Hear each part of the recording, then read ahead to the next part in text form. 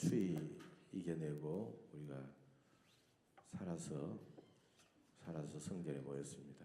참 얼마나 고생하셨는지 우리 주변에 둘러보시면서 좀 한 주간 고생하셨습니다. 오늘 설교에서 은혜 받읍시다. 서로 손잡고 서로 박수하고 인사 나눕시다. 한 주간 고생하셨습니다.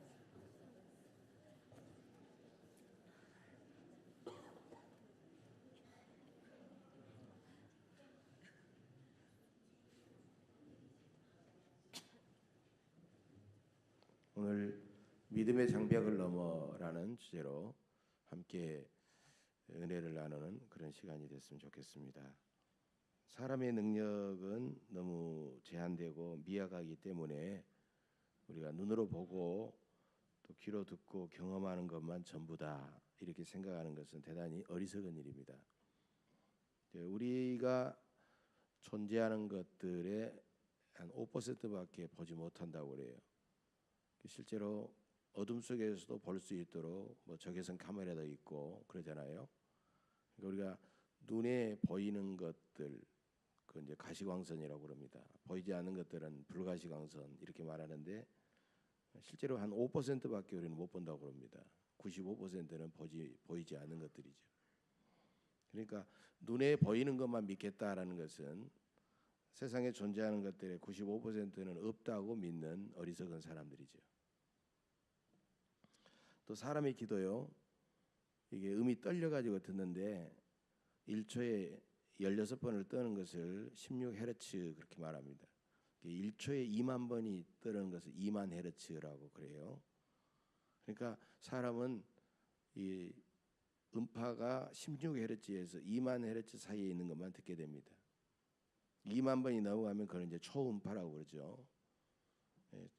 우리는 못 듣지만 박쥐는요 2만 번에서 4만 번의 소리까지도 듣게 됩니다. 우리는 초음파의 세계는 전혀 들을 수가 없는 거죠. 그러니까 귀에 들리는 소리만 소리다 그렇게 인정하겠다고 하는 사람은 4만 헤르츠의 초음파도 들을 수 있는 박쥐만도 못한 사람이다라고 말할 수 있어요. 그러니까 인간의 힘 이것은 너무나도 제한되어 있고 너무 미약하다라는 것을 인정해야 됩니다. 그런데 인간의 이러한 미미한 힘과 능력을 뛰어넘을 수 있는 능력이 있는데 그것은 바로 믿음의 능력이라는 겁니다. 그래서 우리는 믿음으로 절망 가운데 희망을 보게 되고 믿음으로 우리는 슬픔 가운데 기쁨의 빛을 보게 되고 침묵 가운데서도 세미한 음성을 듣게 되는 것이죠. 그래서 우리는 이성을 의지하거나 감각을 의지하거나 감정을 의지하거나 경험을 의지할 것이 아니라 우리는 하나님을 믿는 전능하신 하나님을 믿는 믿음에 의지하여 믿음으로 살아야 될 줄로 믿습니다. 오늘 본문은 귀신 들린 딸 때문에 예수님께 나와서 끈질기게 부르짖어서 예수님께 응답받은 한 여인의 그런 이야기입니다.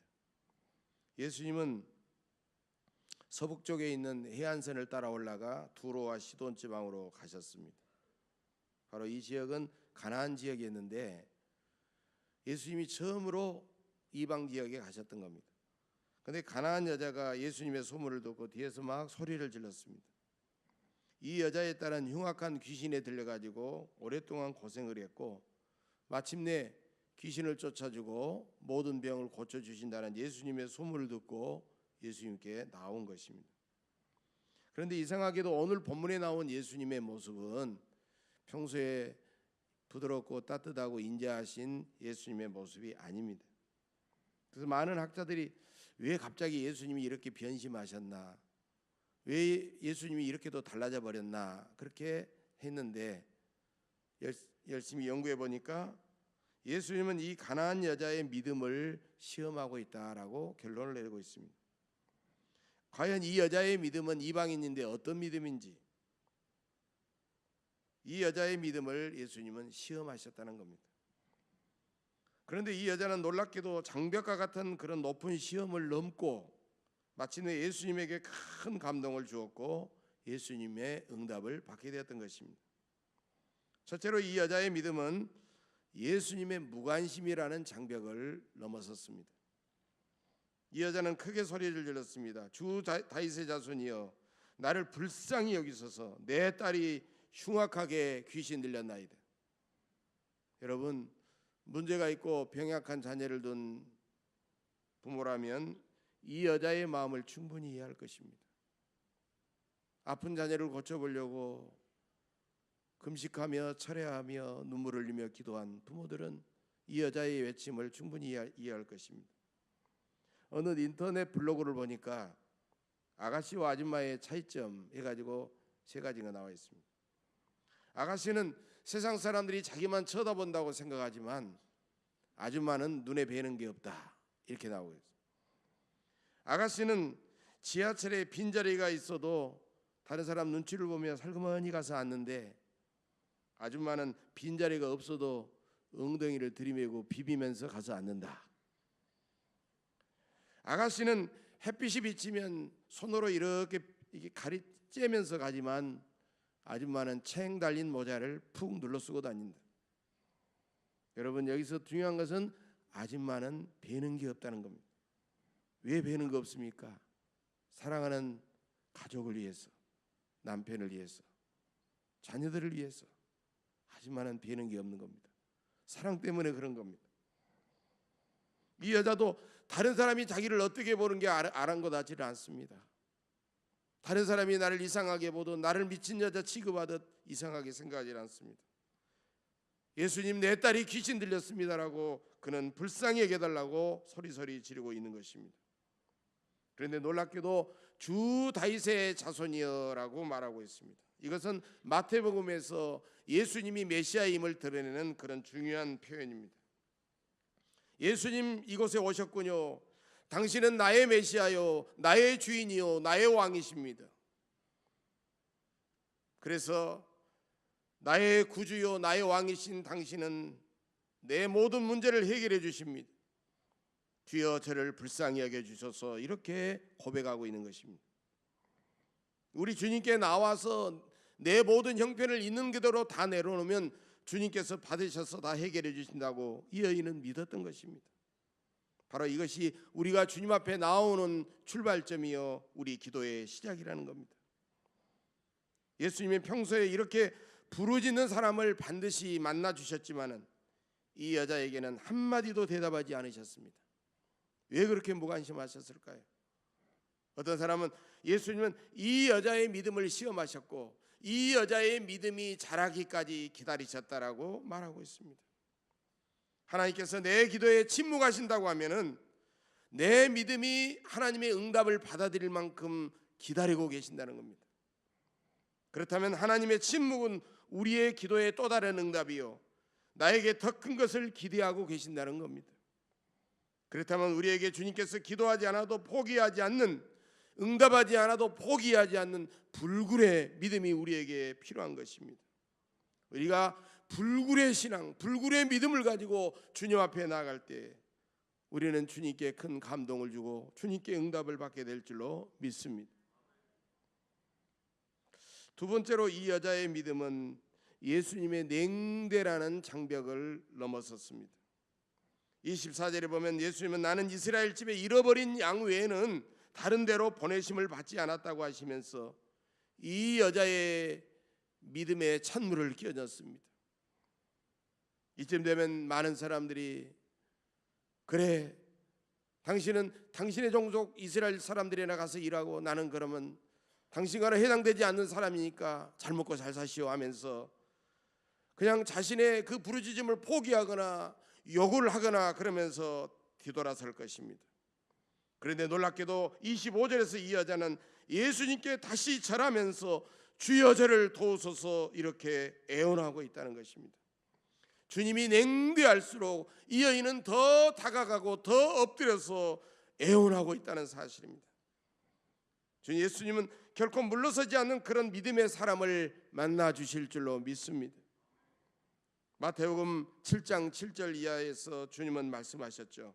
구하라 그러면 너희에게 주실 것이요, 찾으라 그러면 찾아낼 것이요, 문을 두드리라 그러면 너희에게 열릴 것이니라. 여러분, 우리는 구하는 사람은 주실 때까지 열심히 매달려야 됩니다. 찾는 사람은 찾을 때까지 열심히 찾아야 됩니다. 문을 두드리는 사람은 그 문이 열릴 때까지 부지런히 열심히 문을 두드려야 됩니다. 이 여자도 물러서지 않고 주님 앞에 다가가고 주님 앞에 엎드려서 주여 저를 도우소서라고 간절하게 애원하고 있는 것입니다. 예수님의 침묵과 예수님의 무관심과 예수님의 냉대에도 포기하지 않고 예수님을 믿고 다가와서 애원하고 있는 것입니다. 세 번째로 이 여자는 예수님의 멸시와 예수님의 모욕이라는 힘든 마지막 장벽까지도 넘어섰습니다. 여러분, 예수님은 26절에서 이렇게 이 여인에게 대꾸합니다. 자녀의 떡을 취하여 개들에게 던짐이 마땅하지 아니하니라.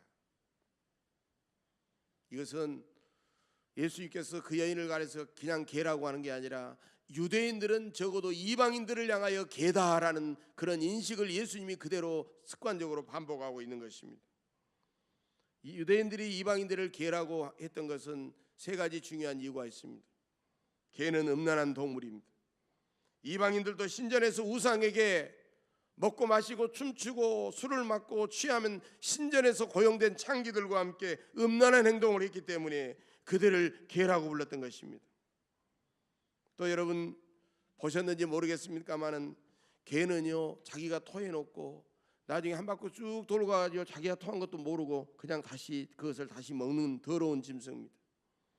이방인들도 죄를 짓고 때로는 후회하지만 다시 그 죄를 지으면서 다시 먹는 것처럼 반복하는 일을 저질렀기 때문에 너희들은 괴다라고 그렇게 멸시했던 것입니다. 또 개는 잘 싸웁니다. 그래서 서로가 물어뜯고 아주 심하게 싸우는 것을 개싸움한다라고 하지 않습니까? 이방인들도 자기들끼리 또 유대인들을 향하여 자주 시비를 걸고 싸웠기 때문에 그들을 개라고 그렇게 불렀던 것입니다. 따라서 예수님은 이 여자에게 너희 이방인들은 개와 같지 않느냐? 그런 너에게 내가 내 자녀에게 줄 떡을 주는 것은 마땅한 일이 아니니라라고 그렇게 말하고 있습니다. 이것은 도저히 견디기 힘든 참기 어려운 그런 모욕이었던 것입니다. 이 정도 되면 많은 사람들이 동량은 주지 못할 망정 쪽박을 깨는 그런 식이 돼가지고 화를 내고 분노하고 대들고 그러면서 그느덧 포기하고 뒤돌아설 것입니다. 그런데 놀랍게도 이 여자는 자기를 주인 없이 떠돌아다니는 그런 개로 여기지를 않습니다. 주인의 밥상 밑에 주인이 던져주는 것을 사모하는 그런 애완용 개, 요즘 말하면 또 반려견이라고 그렇게 말합니다. 반려자처럼 늘 가까이 두고 사랑한다라는 뜻이겠죠. 그런 개로 여겼다는 거예요. 예수님의 말을 멸시와 모욕으로 받아들이지 않고 예수님께 더 가까이 나아가서 예수님의 은혜를 사모하고 갈급하고 있는 것입니다. 종교개혁자 마틴 루터가 종교개혁을 일으킬 때 열심히 기도했지만 상황은 나아지지 않고 많은 박해를 받고 어려움을 겪고 고통당하고 있었습니다. 하나님의 응답이 없었습니다. 어느 날 루터는 낙심하면서 밥을 먹고 있었고 저 밥상 아래는 자기가 기르는 개 한 마리가 앉아 있었습니다. 루터가 밥을 이렇게 먹으면 숟가락을 포크를 따라서 이렇게 개가 이렇게 올라가고 또 자기를 줄까 생각하고 또 내려가면 이렇게 내려가고 올라갔다 내려갔다 올라갔다 내려갔다 이 숟가락과 이 포크가 올라가고 내려가는 대로 애완용 개가 얼마나 조금이라도 뭐 던져줄까 하고 이렇게 보고 있는 거예요. 그 모습을 보고 있던 루터는 갑자기 눈물이 팍 쏟아져 나왔습니다. 하나님, 주인의 손만 바라보고 있는 저 개처럼 저도 하나님만 바라봅니다. 주인이 던져준 고기 한 점을 받아먹고자 애쓰는 저 개처럼 저도 하나님의 은혜를 간절히 사모합니다. 주님 저를 도와주옵소서. 이렇게 루터는 기도하고 다시 힘을 내어서 종교개혁에 매진을 했다는 것입니다. 여러분 오늘 본문에 보면 이 여자의 끈질긴 모습이 나오고 있습니다. 먼저 22절에 보면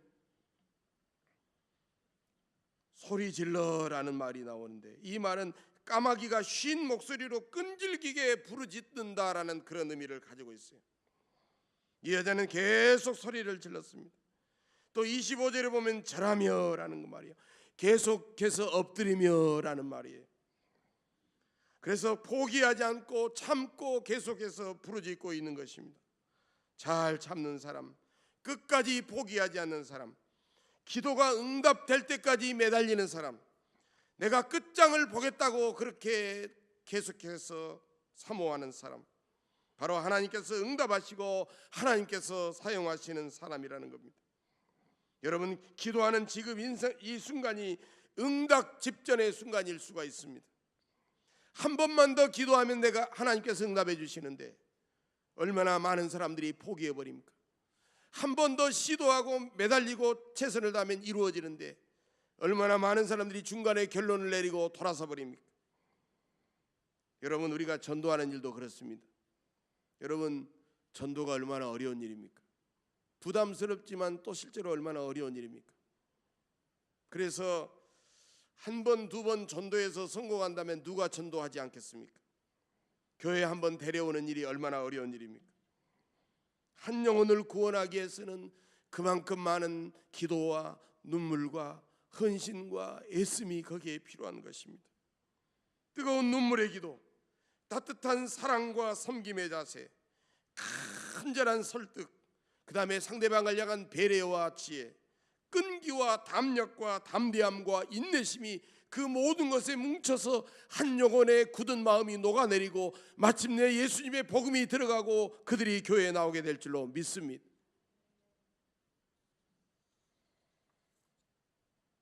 여러분, 세상에서 물건을 파는 것도 그렇습니다. 내 물건 팔아주세요 한두 번 해가지고 파는 게 아니에요. 미국 세일즈맨 협회 조사에 따르면 절반에 가까운 48%의 세일즈맨들은 한번 고객을 만나서 설득하고 전화해서 안 되면 그냥 포기해버리는 사람들이라고 합니다. 그 다음에 한 25%의 세일즈맨들은 한 두 번쯤 만나서 설득하고 전화해서 안 되면 그냥 포기해버리는 사람들이에요. 그 다음에 15%의 사람들은 한 세 번 정도 만나서 막 자기 물건, 자기 상품을 막 선전하고 설득하고 그 다음에 전화해가지고 안 된다 그러면 알았습니다 하고 그냥 포기해버리는 사람들이라는 거예요. 그러니까 88%의 사람들은 한 번에서 한 세 번 정도 만나가지고 막 자기 상품을 자랑하고 막 사라고 설득하고 해서도 안 되면 포기하는 사람들이라는 겁니다. 그런데 나머지 12%의 세일즈맨들은 어떤 사람들이냐? 물건을 기어코 팔 때까지 찾아가서 매달리고 설득하고 애원하고 최선을 다해서 마침내 물건을 팔아낸다는 거예요. 그러니까 이 12%의 세일즈맨들이 미국의 상품의 88%를 판매한다라는 그런 보고서가 나와 있습니다. 인내와 끈기와 열정이 승리와 성공의 비결로 이어진다는 것입니다. 이 여자는 예수님 앞에 엎드려서 포기하지 아니하고 그 처절한 모멸과 멸시를 당하면서도 주여 올소이다마는 개들도 제 주인의 상에서 떨어지는 부스러기를 먹나이다, 이렇게 고백하고 있습니다. 주님, 저에게 부스러기라도 줬습니다. 바로 이 고백이 이 여자의 믿음의 절정입니다. 주여 부스러기라도 좋습니다. 이 여자의 고백에는 몇 가지 뜻이 들어있어요. 첫째로 이 고백에는 하나님께 대들지 않는 겸손함이 들어있는 것입니다. 주님, 저는 주님의 자녀까지 되기는 원하지 않습니다. 그래요, 당신이 저를 개라고 했는데 저는 개 맞습니다. 개가 되어서라도 주님의 부스러기 은혜를이라도 덧입을 수가 있다면 저는 그것으로 만족합니다. 여러분이 얼마나 겸손하고 얼마나 아름다운 고백입니까? 이처럼 참된 믿음은 선포하신 말씀 때문에 상처받지 않고 그것을 그대로 받아들이고 인정하는 것입니다. 하나님의 말씀이 내 생각과 내 감정과 내 경험과 맞지 않더라도 주여 그래요, 옳습니다.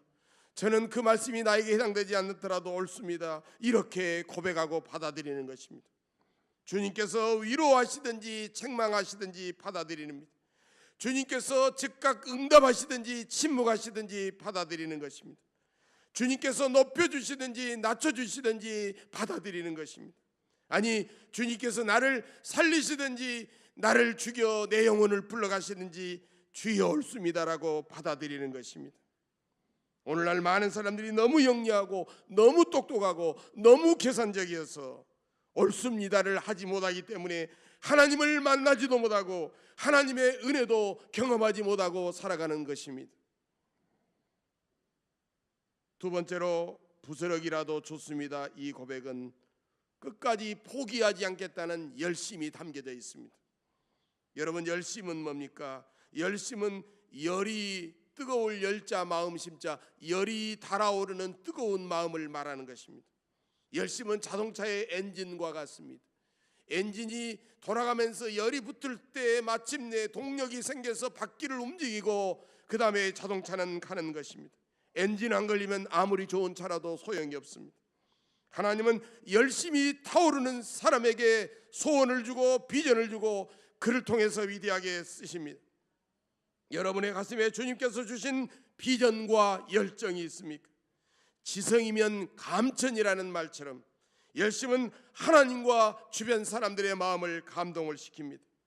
예수님은 이 여자의 이 뜨거운 열심을 보시고 크게 감동하시면서 여자의 내 믿음이 크도다, 내 소원대로 되리라 하시면서 그 여자의 귀신 들린 딸을 고쳐주셨습니다. 빌 존슨이라는 사람은 이런 말을 했습니다. 하늘의 축복이 땅에 쏟아지는 비결이 있지만 현대인들은 하나님보다 더 똑똑해서 자기 생각과 자기 상식과 경험에 맞지 않으면 계산해보고 침묵하고 거절해버린다. 그래서 많은 그리스도인들이 하나님이 도와주지 않는 일만 하고 살아간다는 겁니다. 하나님이 별로 필요 없는 그리스도인이 되어버렸다는 것입니다. 그런 사람은 그리스도인이 아니라 한낱 종교인에 불과할 뿐입니다. 그러나 하나님이 함께 하시면, 하나님이 우리에게 지혜 주시고 하나님이 우리에게 권능을 부어주시면 우리는 상상할 수 없이 강력해지는 것입니다. 놀라운 아이디어들이 머릿속에 번쩍 떠오르고 생각하지 못했던 놀라운 일들이 우리의 삶 속에 일어나게 된다는 것입니다. 세 번째로 부스러기라도 좋습니다. 이 고백은 주님의 은혜라면, 내 것이 아니라 주님의 은혜라면 부스러기 은혜라도 저에게는 넉넉합니다라는 그런 고백입니다. 주님의 은혜 앞에 한없이 겸손한 모습이죠. 주님은 하늘의 하나님이 아니십니까? 하나님은 전능하시기 때문에 주여 전능하신 하나님의 부스러기 은혜라도 주시면 제 짤이 나을 줄로 믿습니다. 그걸 저에게 주십시오라는 고백입니다. 여러분, 내게 부스러기 은혜라도 주시면 부정적이고 추한 눈이 긍정적이고 아름다운 눈으로 변할 줄로 믿습니다. 십자가의 작은 부스러기 은혜라도 있으면 우리는 능히 원수까지도 용서하며 살아갈 수가 있습니다. 열정적인 기도와 순종의 부스러기 은혜라도 있으면 그걸 가지고 우리 교회는 새로워질 수가 있습니다. 나의 눈물과 사랑의 부스러기라도 있으면 우리는 아직도 강팍한 우리의 가족을 구원해낼 수가 있습니다. 전능하신 하나님께서 주시는 부스러기 은혜라도 있으면 우리 민족은 새롭게 거듭날 수가 있습니다. 주님의 부스러기 은혜에 응답하는 부스러기 같은 우리의 헌신과 충성만 모아줘도 우리는 교회를 새롭게 부흥하고 성장시켜 갈 줄로 믿습니다.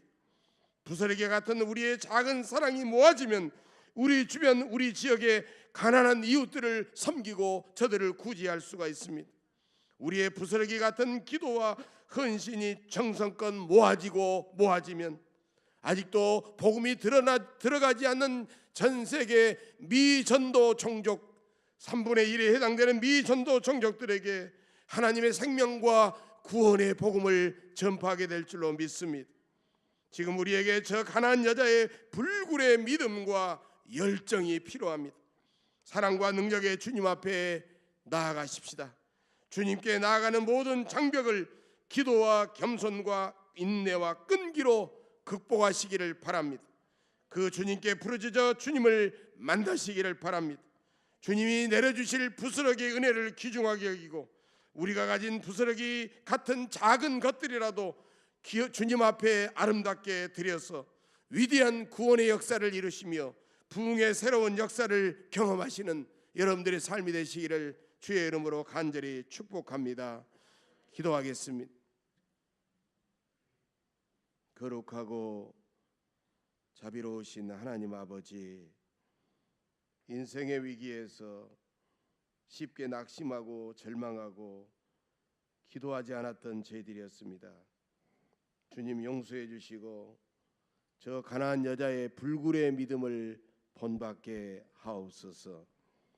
힘들고 어려울수록 더 겸손히 주님께 용기 내어 나아가고 우리 주님께 부르짖고 인내하게 하옵소서. 환경이 변하기 전에 내가 먼저 변하고 이웃과 세상이 변하기 전에 내가 먼저 하나님 앞에 변화되게 하옵소서. 그래서 우리에게 주님의 부스러기 은혜라도 주셔서 이 모든 것을 모아 하나님의 영화로운 복된 교회를 이루게 하시고 세상을 구원하는 예언의 주님의 십자가 군병들이 다 되게 하여 주시옵소서. 감사드리며 예수님의 이름으로 간절히 기도하옵나이다. 아멘.